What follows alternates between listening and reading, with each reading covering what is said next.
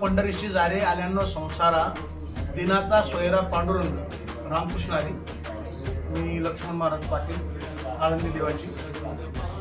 आज मी अण्णांच्या बंगल्यावर अण्णांना भेटण्यासाठी या ठिकाणी आलेलो आहे.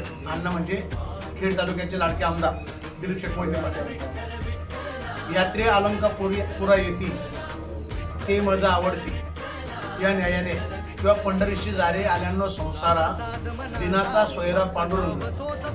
अण्णा ज्या तालुक्यात आमदार आहेत त्या तालुक्यामध्ये अनेक तीर्थक्षेत्र आहेत. माझा तर अनुभव असा आहे की अण्णा आमदार नंतर आहेत. पहिले धार्मिक गोष्टींना अण्णा जास्त पुढाकार घेतात.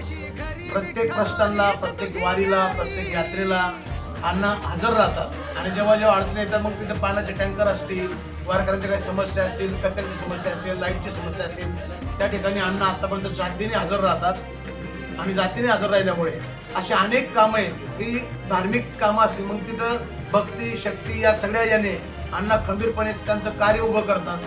त्यांना स्वतः यायचं नसलं तरी अण्णांनी आतापर्यंत आळंदीच्या विकास आराखड्यासाठी अहोरात्र प्रयत्न करून आळंदीतल्या सगळ्या समस्यांना आतापर्यंत बऱ्यापैकी वाव दिलेली आहे. अजूनही काही कामं प्रलंबित आहेत. अण्णा अजूनही आश्वासन देतात की मी आहे तर पण तुमची सगळी कामं करून घ्या.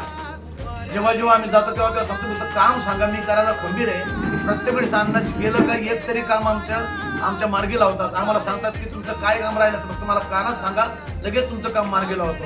आत्ताच नुकतंच मी मगाशी सांगितल्याप्रमाणे एक काम आमच्या अण्णांनी खूप वर्षाचं प्रलंबित होतं ते चांगल्यापैकी मार्गी लावलेले आहे. पंढरपूरच्या वाटेला जात असताना अण्णा प्रश्नाला उपस्थित राहतात. वारकऱ्यांच्या काय समस्या आहेत त्या सगळ्या समस्या पहिले जाणून घेतात आणि त्या पद्धतीने शासनाला सगळी तब्दील देऊन शासनाकडनं ती कामं राबवून घेतात. रामकृष्ण.